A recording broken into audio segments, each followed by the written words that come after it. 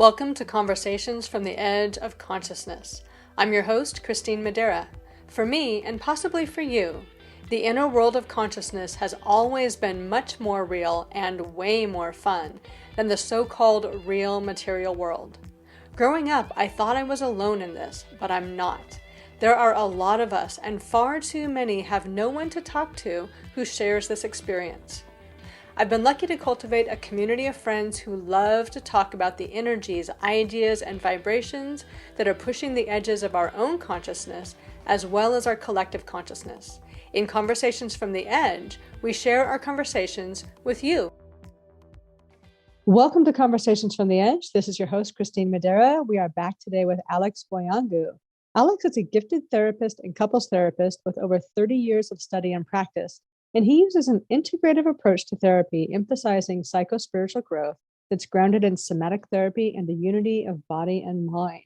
And Alex and I have been talking about the journey of wholeness. And this is our 5th episode.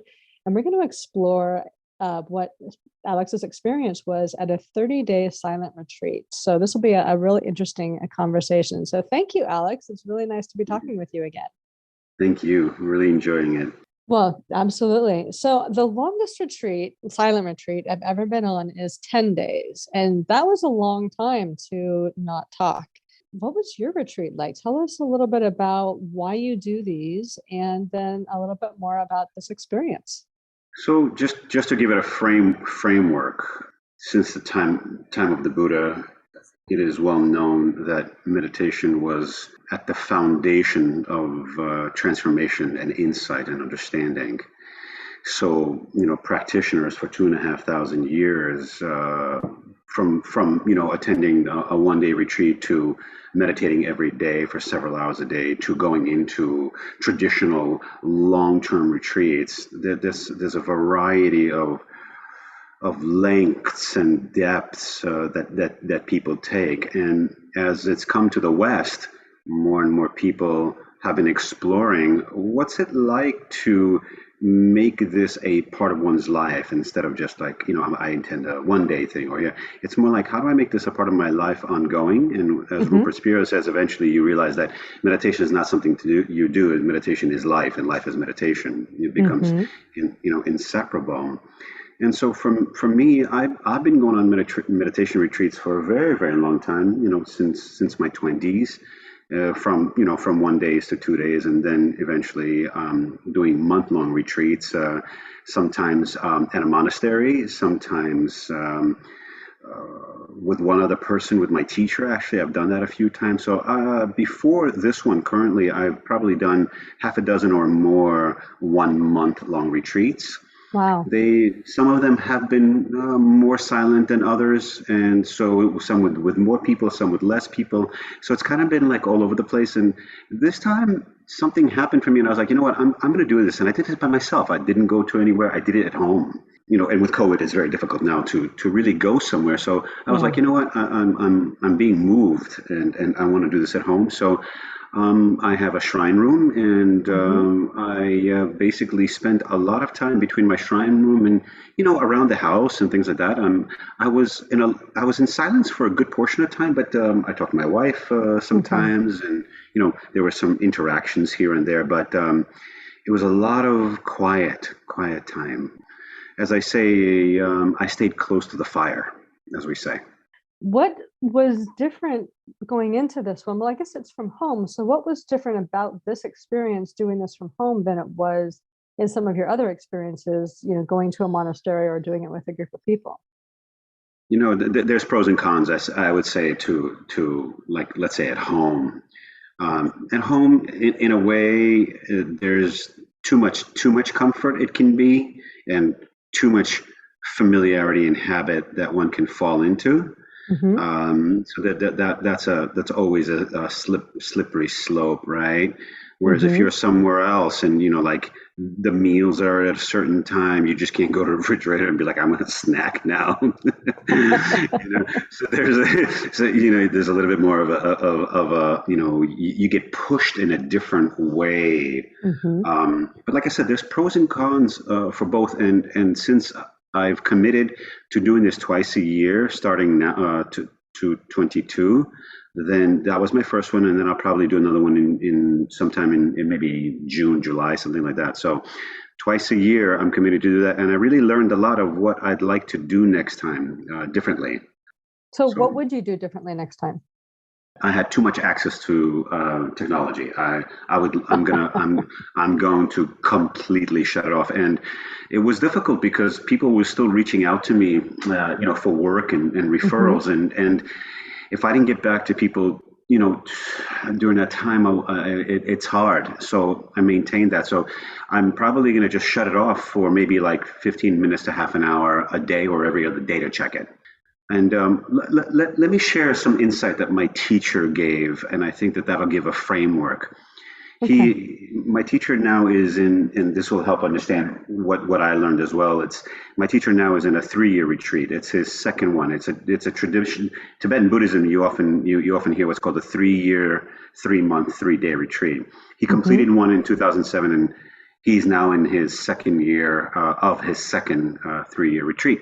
Wow. And he sent a video to all of his students, and he said the following. He said, "What I'm doing is," he calls the circles of influence, or circles of allowing oneself to experience life. So he said, circle number 3 is where I'm practicing throughout the day, but I'm also engaging. I'm going to the grocery store. I may Hmm. check some emails. I'm interacting, right? I'm still Hmm. in the outside world.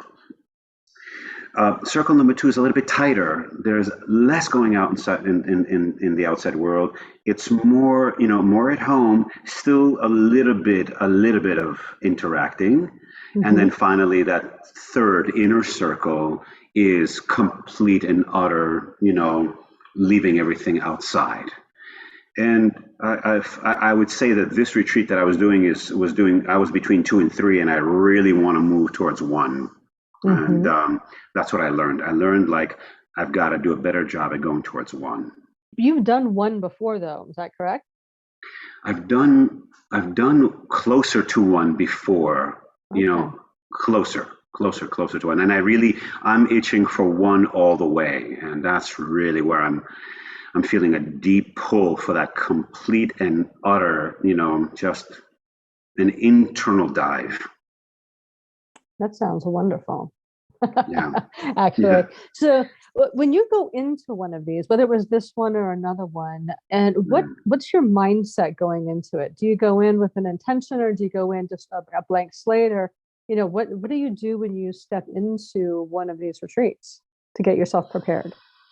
The Buddhist path is very well laid out. It's a beautifully well laid out, and I go in there knowing that there are steps, there are methods, and I really lean on those. And I know that by just staying with the teachings and the methods and the insights, that it's gonna do its work, right? Hmm. I'll share something that happened was funny. Was in this one, I really went in very tight. I created this schedule for myself where I was going to be meditating, like every other hour, and doing yoga 2 or 3 times a day. And it was really like a stringent, map for myself. Hmm. And I went in, and day 3, I cracked. I had crazy anxiety, almost verging on panic attacks, Wow. which is just not common to me. And I'm like, oh my goodness, like if this is the way retreat's gonna go, it's gonna be very interesting. So I reached out to one of my Buddhist friends who is a healer, and we had a session together, and he's like, you're just trying too hard. And I'm like, right. Mm. Not too tight, not too Hmm. loose, not too tight, not too loose. And I went in way tight, and then I saw myself getting way too loose. And so that I saw that dance, but when you see that dance, what's interesting is about going deep, deep, deep inside to see what are the moving parts for the too tight and the too loose, right? It's not just like Hmm. saying, oh, okay, I noticed too tight and too loose, because understanding the mechanics of too tight and too loose helps see the doorway to freedom. Mm-hmm. So, so it was amazing to hit the wall like day three, and man, it was rough. It was rough, and it took me another week. You know, it's really interesting. I was in for about 4 weeks. It took me about a week to maybe a Mm-hmm. total of 10 days where I just started to sleep a lot. And I know this of myself, and many practitioners say this, that I don't know, I slept so many hours during the day, and it's common, and the reason is because it's like the body is Mm-hmm. coming off of just all of the busyness and busyness and busyness, Yeah. and it took my body about 10 days to be like, okay, now you slept enough. Now now we have the resource to go do the inner work. So Uh-huh. that was the first 10 days. Wow. So then that laid the groundwork so that you could go deeper into the inner work later on, because I know Yes. coming out of the retreat, you had said how much it really reinforced your desire to do more and deeper inner work. So what Hmm. was that aspect of your retreat like for you? As I wrote to my students on the retreat, I met my friends. Restlessness, Mm-hmm. boredom, and pain. Mm-hmm. Right, and I would say that at the core of all of our suffering are those three, and of course there's deeper mechanics to that. And in seeing how powerful the momentum of those three, it really requires a lot of settling, a lot of steady settling to start to experience the like a mist, those three slowly coming off of you. Mm-hmm. Where there's enough room to feel the freedom from the intensity and the clinginess and responses to those experiences, because we're all restless. Mm-hmm. We all experience pain, and we Mm-hmm. all experience boredom. Mm-hmm. You know, those are big drivers. So my desire, of course, for the rest of my life to continue to do this is to see that those three cause suffering. They have roots of suffering, and well, the journey to wholeness is freedom from suffering. Right? And there's a story I Mm-hmm. want to share. I want to share a story of the Buddha a little bit, and it goes along the lines that the term Mara. Mara is the archetype that tempted the Buddha through Mm-hmm. the classic three cravings or attachments, Mm-hmm. aversion, and ignorance. Another way of saying ignorance is a lack of understanding oneself. Mm-hmm. So, there are a lot of stories where people ask the Buddha, like, what happened to Mara? Meaning, what happened to craving, attachment, and ignorance? Mm-hmm. And he said Mara visited him a lot through his life. She, in the embodiment, he didn't ever go away, but kept on visiting him throughout many different parts of his life. Mm-hmm. And and the Buddha would invite Mara in for a little bit of a chat and say, "Hello, my friend. I know you well. And look, it's okay. Take your seat right here, and I'll be back, and we can chat at some point. I'm going to go teach now, or I'm going to go eat now." So there was always this kind of a relationship with Mara, right? Mm-hmm. And in the Buddha's enlightenment, there's a particular line that's very, very, very important. And the Buddha said to Mara, Mara, you will never build your house inside of me again. The rafts are now broken.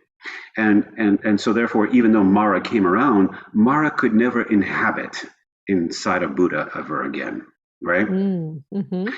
So each one of us as practitioners in these retreats, we're working with the with the building, Mm-hmm. the architect, I call it, right? The inner architect, Yep. the Yeah. ego architect. And the ego architect is not a thing, it's just the habit of building the illusory separate self. Mm-hmm. And so Well, we get to work with that. Yeah, and because in ordinary everyday life, we do have restlessness and boredom and Hmm. emotional and physical pain, but Hmm. oftentimes then we just turn around and we do something about it. So it's not something that Right. we sit with; it's That's right. something that we try to relieve or something at some point. Correct. And it is in our last conversation, you talked about specifically, and we both talked about sitting with those things that come up and recognizing that those like the core sense of separateness or anxiety attached to Hmm. those things and Hmm. allowing that to relieve itself to come into that deeper state of connection, which is Correct. the great teaching of meditation for me. It's sort of like that's my meditative practice, in my everyday life. So I think one thing that meditation retreats allow you to do is to spend a lot of time building that skill set and building the response to those things that's not in a kind of knee jerk, what do I do to relieve this? But like the Buddha did, but to sit with things and to realize that they're kind of your lifetime companions and you can choose Mm. how you want to work with them. It's really interesting that you say that because the journey to wholeness for me is a very pragmatic, skill based. Mm-hmm. When many people have been asking me about my retreat and what they're looking for, they're looking for me to tell them that I had some kind of fancy experiences, you see. Yeah. And what's interesting in my discussion with people is that no fancy experience or ordinary experience, there is no such thing as either one of them, to be honest with Mm-hmm. you, is what meditation is about. Meditation is not about fancy experiences, but it's about understanding experience and the experiencer.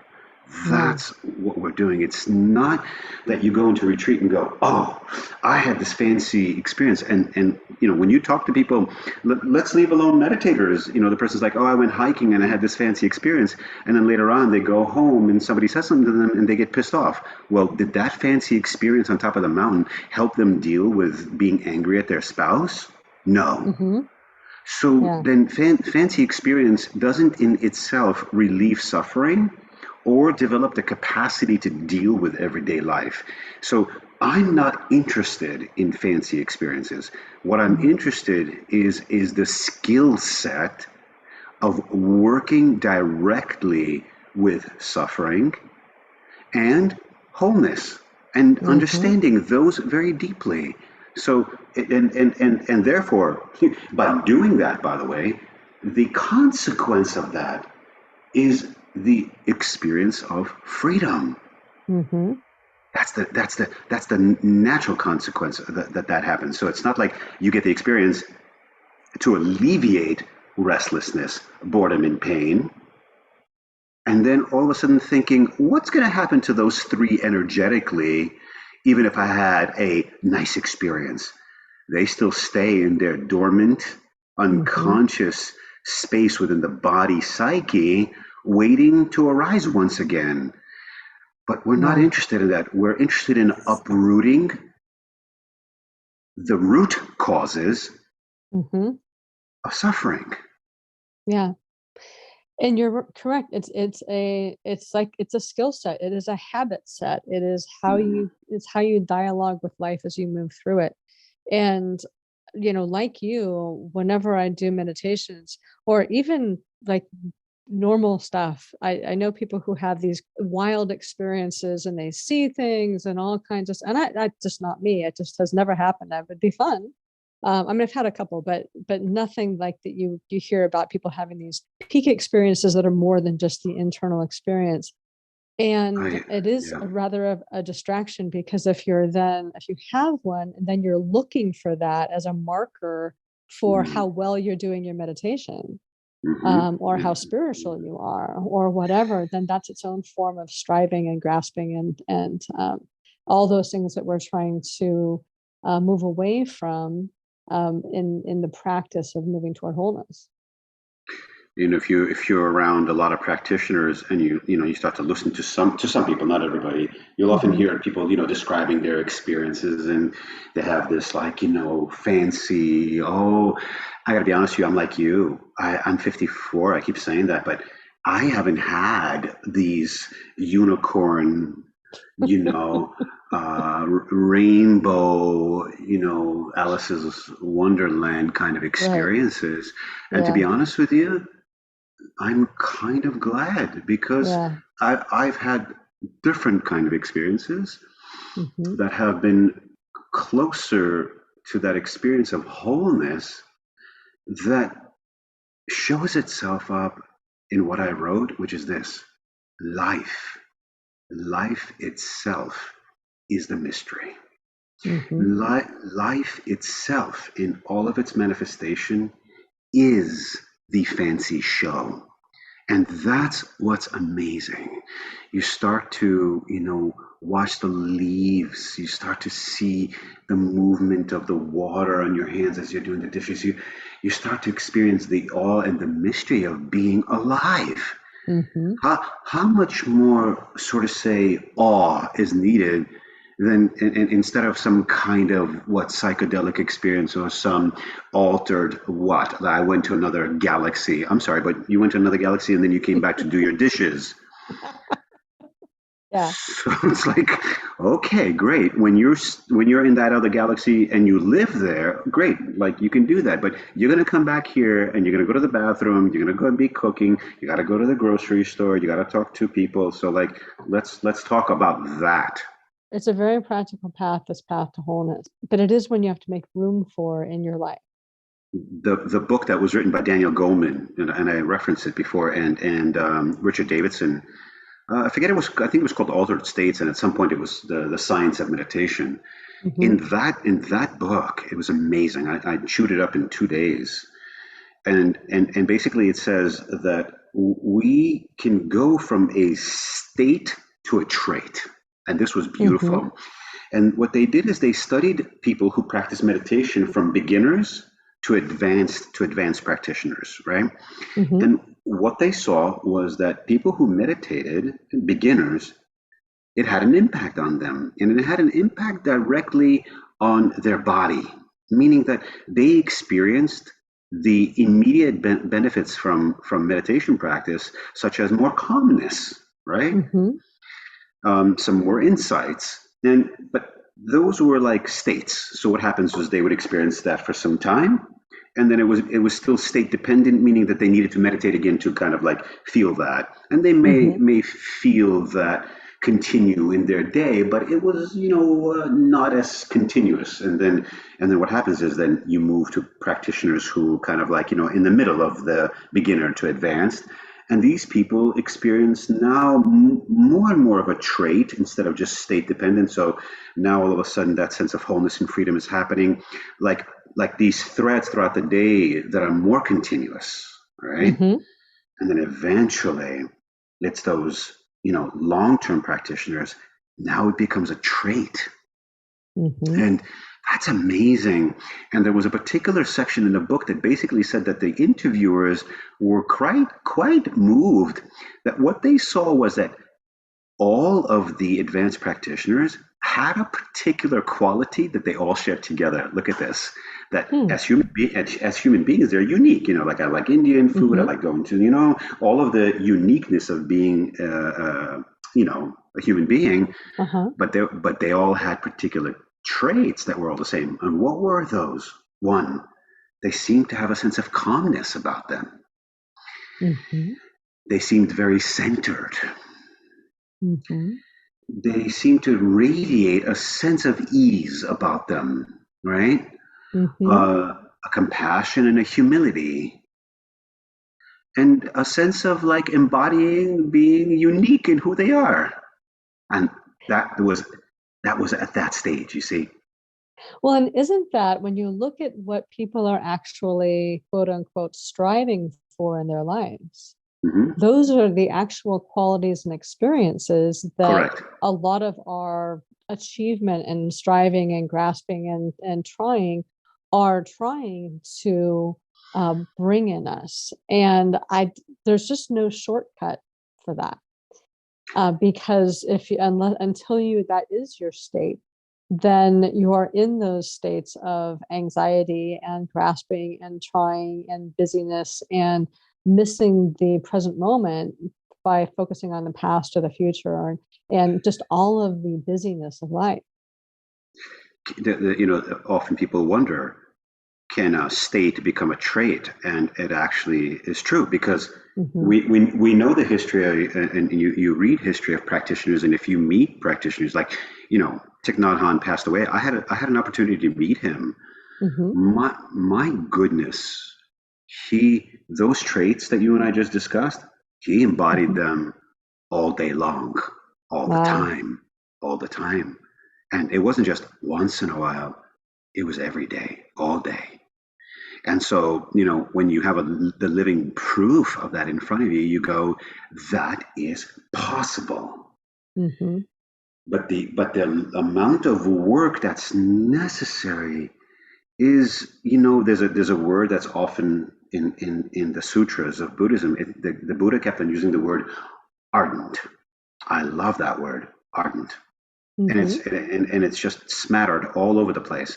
And he says, with ardent, alert mindfulness. And those are the three qualities that you need in order to make this a trait. But how many of us have the temperament, and not, I should be fair, not only the temperament, but the guidance, and Mm-hmm. being in meeting people who are going to help us and influence us in those three words. Mm-hmm. Often in our societies, we don't meet people or bounce into people, and we're lost within what each individual society says is going to achieve. Watch this: the state, not the trait. You see, Right. society, Yeah. most of society promises you states, not Mm-hmm. traits. Right. And that's a very powerful, sell to people, because sorry, I'm going to do this, but that's how you make a lot of money. It is, yeah. But it doesn't work. I mean, But that's the thing. And again and again and again and again, we're kind of fed this over and over again. And you would think from birth to death that at some point we'd be like, you know what, this stuff doesn't actually work. it But doesn't. it's a continual promise. Like, and the promise is, well, that didn't work, but this is the new, this is the better. And I think we That's have right. such a hunger for this and no real direction or mirrors from society at all, especially if Mm, you don't have, friends who are into this or a lifestyle that allows you to spend time that's quiet, even if it's not a meditation retreat, even if it's just mm, quietness in your day for periods of time. A lot of people don't absolutely. have that luxury.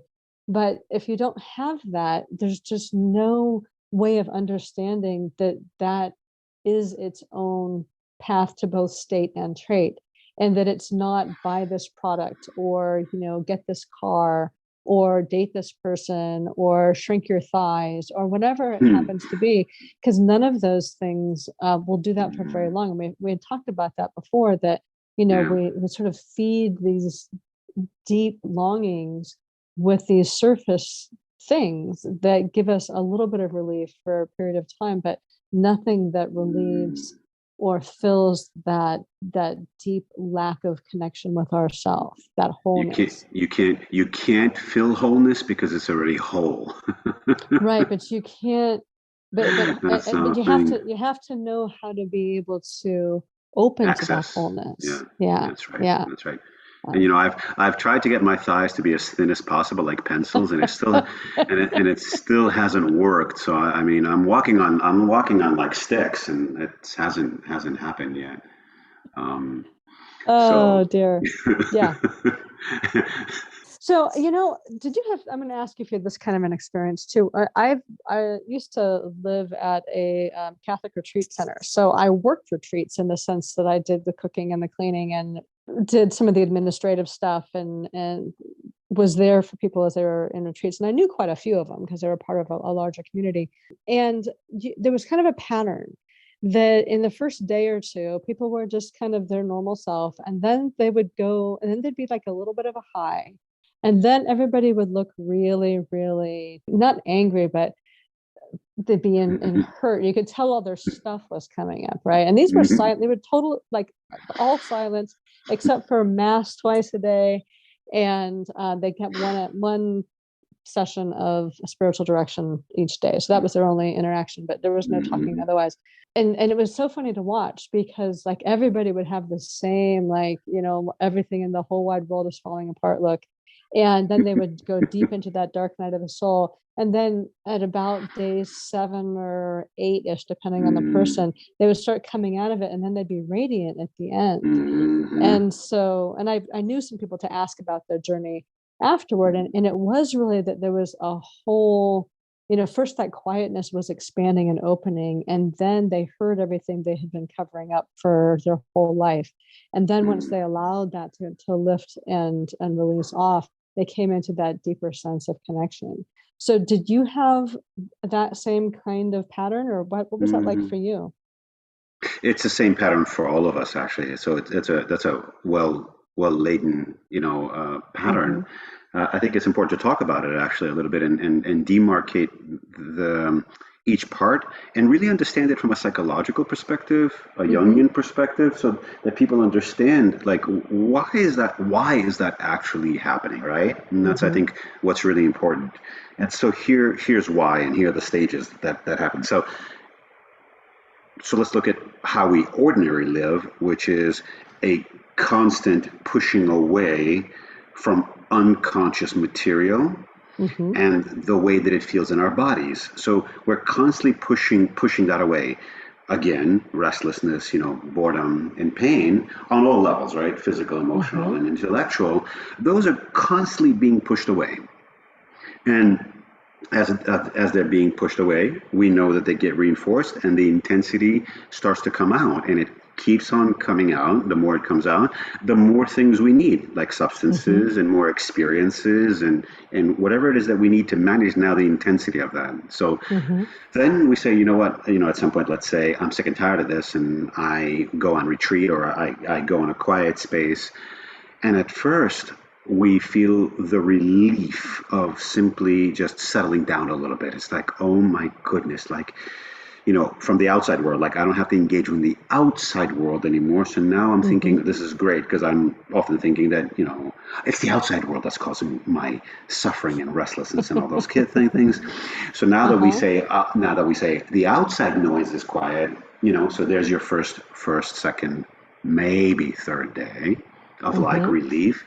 And here comes our old friends. Here comes Mara. Mara now walks in and, wearing all of the old stuff, and people just hit the fan. It's intense. It's intense, intense. And, I've seen it. I've been on retreat around people, and it's happened to me, and you just crash, crying, hurting, anger, like I want to leave, screw this place, screw the practices, screw the path, screw the Buddha, screw everybody, like no way, all your teachers are like, all your friends are there and like, no, people have to tie you down, like the exorcist a little bit, keep you, safe and sane. And, you stay and you're right. And then around 7, 8 days, it's like the wave of that slowly starts to calm down, and there's a little bit more space, but not, it doesn't happen by itself. You have to do the work. You got to do the work. It won't just be because you're laying down on the couch and retreating, and all of a sudden, Mara says, okay, you've been sitting on the couch and I'm going to walk away now. Thanks. You really did a good job. You gotta keep talking to Mara. You're gonna have to have a method for her and she, whatever it is, to like, sit down for a little bit and leave you alone. Like sit down on the couch and let me have some breath here. Right. And then you experience that inkling, that insight into the trait that's possible.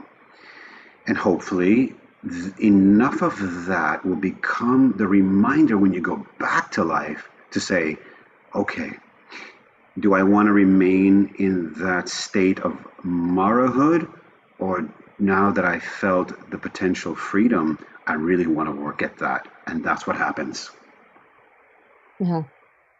Yeah, and because it takes a while to be able to carry that back into your real life on a regular basis. Otherwise, you have that mountaintop syndrome, where you have the Hmm. high of the mountain and you come down to the mountain where your life is. And Hmm. without those strategies and without that support and that inner support and that the ability to know what to do when those things arise, it's easy to get pulled back into life. And I think for some people I have talked to, that it's actually worse for them when they go back to their life, because they recognize the difference between that state and their ordinary state, and There you without go. those tools in place to be able to continue to cultivate the state to the trait, then Hmm. it can be a really hard process. So I know you That's talked right. about doing this yourself and things, but I think it's really important for people, if they're thinking about doing a silent retreat, that their first one is not them locked Not in by an themselves. apartment. No, no, no. Thank you. Thank you. Thanks for saying that, because they may stay locked up in their apartment for a long, long time afterwards, because they're Yeah. going to be, crack inside and not to leave. No, no, no, no, no, no, no.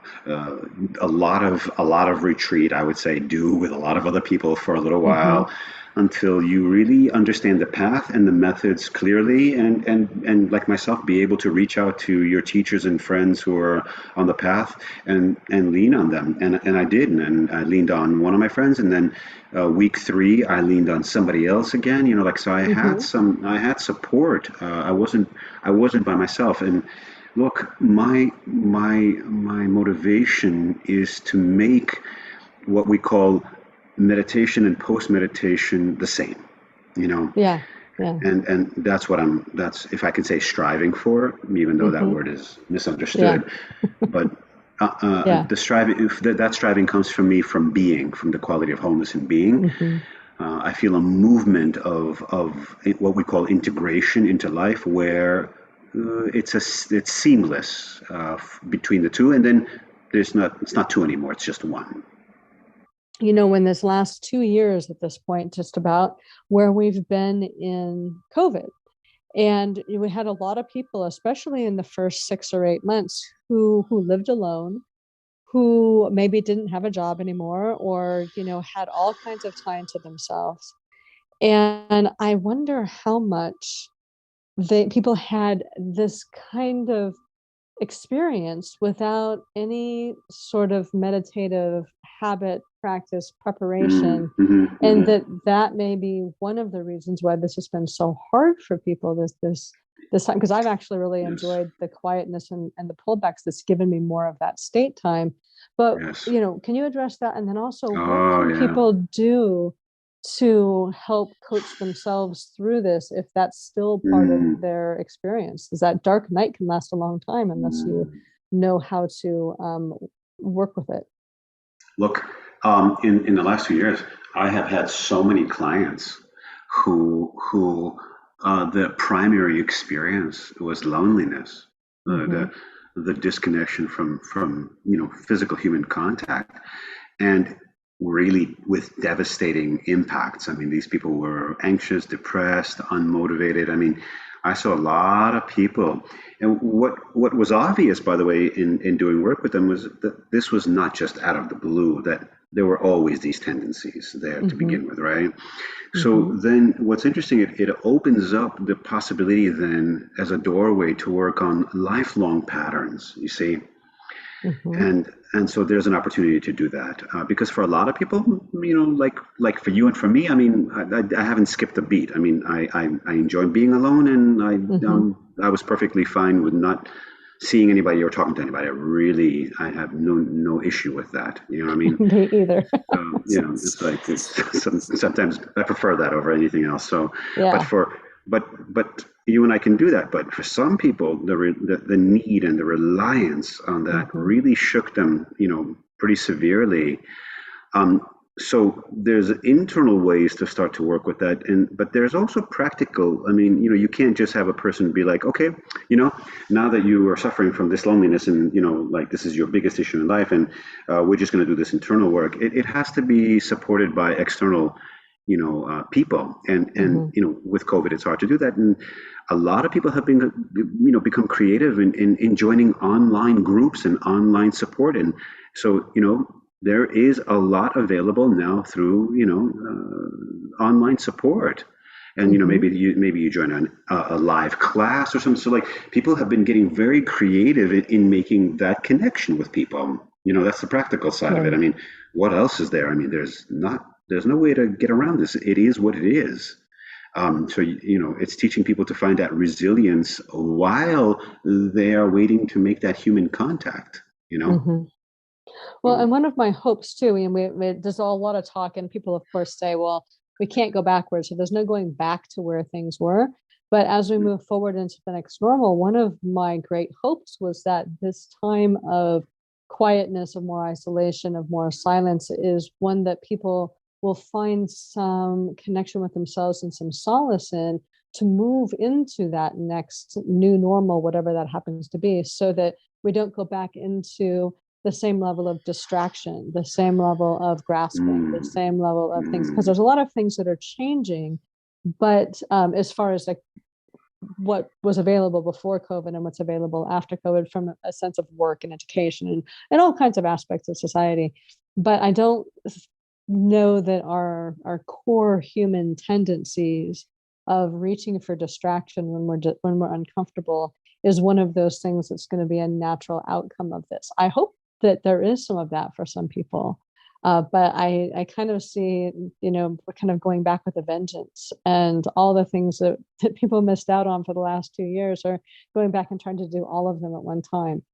So what would be some mm. suggestions for people who had a little hint of this perhaps, but aren't sure how to integrate this in their life as they move forward? Is there like daily practices, or what kind of things might you suggest for people to continue to cultivate this kind of state moving forward?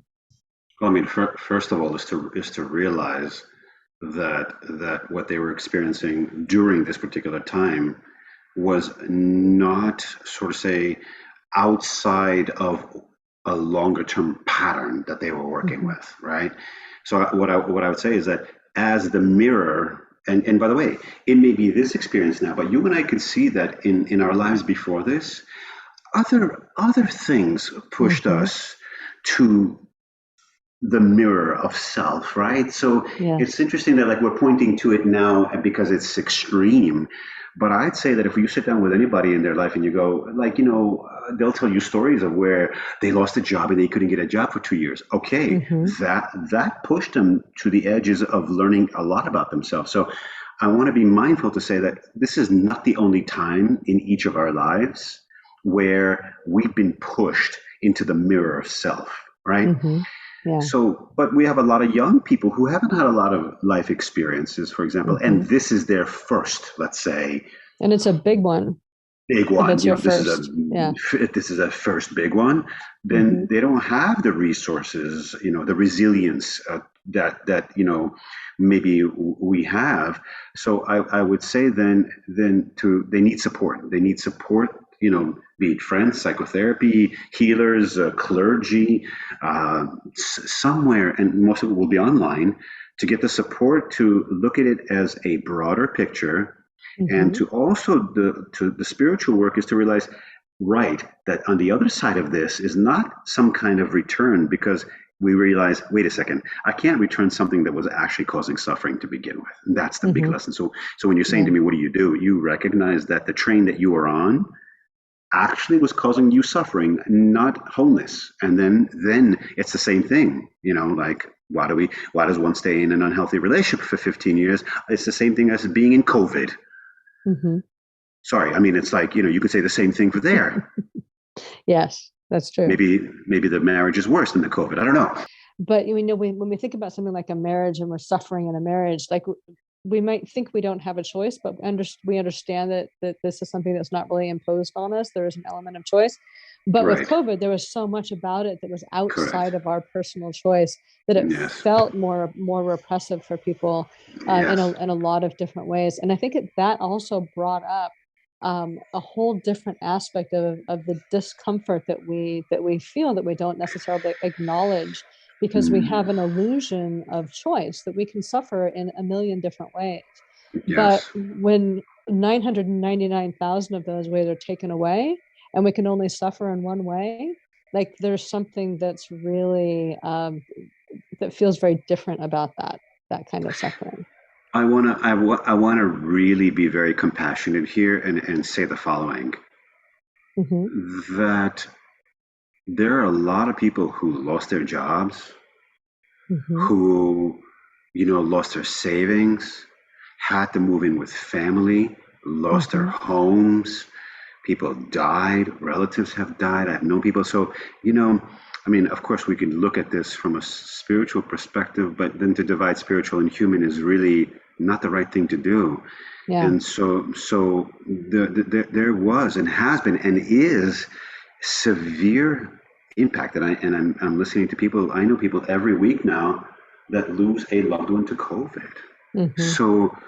Or they lose their jobs and they're unemployed. So, many people have been able to continue doing what they're doing through COVID, but there are people who have not been able to do that. So I also want to be careful not to acknowledge the practical Yes.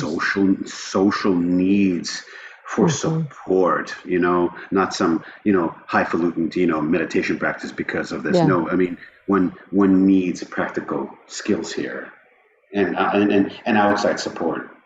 Yes, absolutely. Absolutely. And then if once you have those things, then being able to also work with yourself so that you aren't in the posture of suffering through the practical challenges, because that makes it so much Right. harder when you're taking on the the feeling and the emotions and the mantle of Mm, suffering, even as things in your outside world are really unstable or very hard to handle. There's yeah. that second level. You're bringing up a point about a particular quality that's needed Hmm. for this, and so I'm going to ask you a question. It's Okay. the study that there was a study done on the most successful people, by the way, and I don't remember the criteria, but there was a particular criteria for these successful people, Hmm. and what they found was the following: it wasn't due to their IQ, Hmm. it wasn't due to their family of origin, it Hmm. wasn't due to their ethnicity or money. There was one factor that helped these people become successful. You know what that factor is? I would say it's either resiliency or it begins with a P, and I just lost it. Perseverance. Persistence. Yes, persistence, perseverance. Yeah, yeah. It's the same. So it's resilience. That Okay, was yeah. that was the characteristics. So when you were mentioning, that people need to be able to develop that, you're Hmm. absolutely right.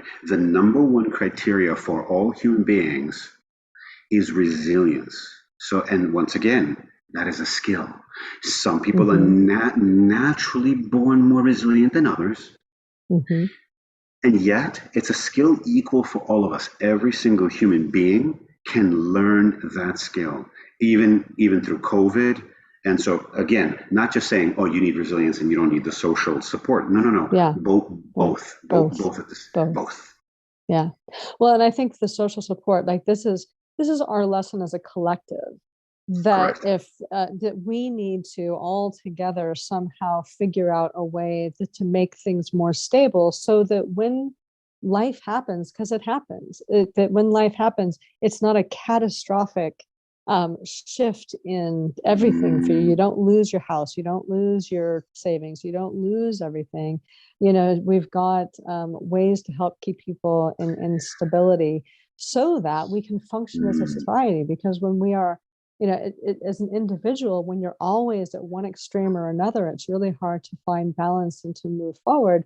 And it's the same in a collective of people. If everybody is in this high low all the time, you can't move forward in a way or in a stable, consistent way that as you can if you've got a little bit more stability in the process, so that you can rise and fall without crashing. We know that at some point in history, when we were tribal, it was Hmm. actually much easier to be, on some levels, by the way, Yep. um, to create that social network and support. Hmm. And we're very large, now. And one of my friends, one of my best friends, we were talking about this actually last week, and he said that his friends and his communities are doing kind of what they call micro communities. It's a very Hmm. interesting.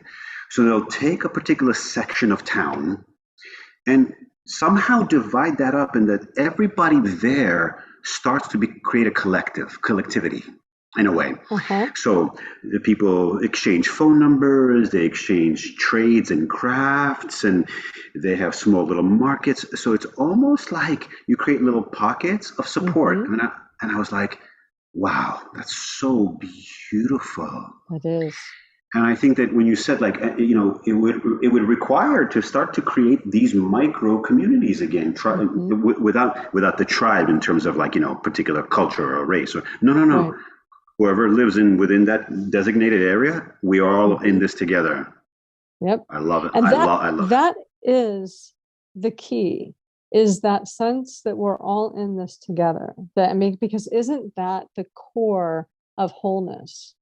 Is Yes. that we are all in this together as as Yeah. an individual human being in our own wholeness, together Yes. with our whole self, and then with our whole collective of humanity, of planet, of the universe, of all that Yes. is, that we are all in this together. And the more I think that, I mean, just saying that, like, my whole body relaxes, Mm. because it's not that feeling of, oh my gosh, I have to survive in this giant size world all by myself, when and be in competition with everybody. But if we're all in this together, then that is community, that is wholeness. Like, that's beautiful.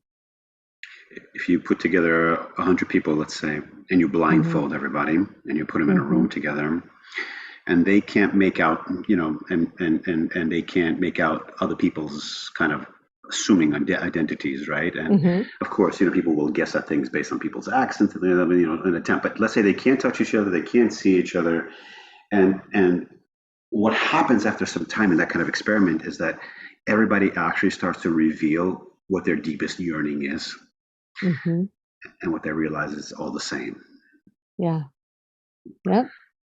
So that's what we're talking about. And everybody's going to describe, their striving for wholeness, maybe using different words and expressions, but the gist of it, the feeling tone will be the same. And you know, it's hard to, when I go out in the world and I see people, most people are just in a bubble. I'm not blaming Hmm. anybody, but people walk down the street and there's a seeming kind of isolationistic mentality that, here you are walking on the earth in this Hmm. amazing creation, and it's like an oblivion, again, to what I said before, an oblivion to the mystery and the awe of existence, that Hmm. for a short time each one of us gets a glimpse at the beauty of creation. It's Yeah. amazing. I was listening to a person who was talking about, if you looked at how long the Earth has been around, and talked various things about when the continents came together, and it talked about how, if that started on January 1st, that the dinosaurs didn't show up until like the middle of December. That's right. Modern That's right. humans didn't show up until 11:59 That's right. on January or on December 31st, and then the very modern humans is like the last second and a half. Correct. And sometimes everything just feels so big and laden, like what we are going through, and it's emotional and it's big and it's huge, but it feels like it's all encompassing. But when you think about it in terms of, we have this little teeny tiny glimpse and this little teeny tiny Mm. experience of this massive Hmm. total shared experience of what is, it really, to me, it kind of decreases anxiety, but it also helps to put things in perspective, that it's like, yeah, this, I'm just having this one, my own little glimpse of Yes. this little modern humanity in this little Mm. period of time. It's not all of reality. It's simply a blip as I move through it. Yeah. Imagine we were all taught how to experience the grandness of existence. You see.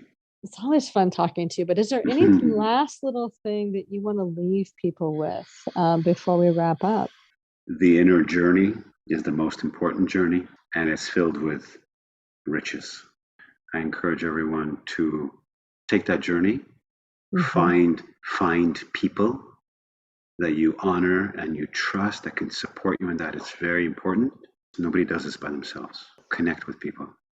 Absolutely. That connection is truly key. Well, thank you. And if this is the first thing that you've listened to with Alex and I, go back to the beginning because this is the 5th in our journey of wholeness. And he really lays out different parts of this journey to begin to find those skill sets and take the steps to move forward. And then also find your community. It doesn't have to be, a formal meditation Buddhist community. It can be all kinds of different supportive communities that help to bring you into that state of wholeness and bring you into that sense of community with yourself and with others and with life. So thank you, Alex. It's been wonderful being on this journey with you. I truly appreciate it. Thank you for your energy and your kindness and your love and curiosity, and may all beings be of benefit through all the things we do. This is your host, Christine Madeira. I hope you've enjoyed this conversation from the edge of consciousness. You can find all our conversations at conversationsfromtheedge.net. You'll also find links to schedule a private conversation with me or any of my friends, as well as tools to help you expand your own consciousness and explore what's possible for you outside the boundaries of your current perceptions. Feel free to use this podcast to start your own conversation by sharing it with friends, on social media, in your blog, or even in your own podcast. And as always, live the adventure of pushing your own edge. It's the most amazing adventure there is.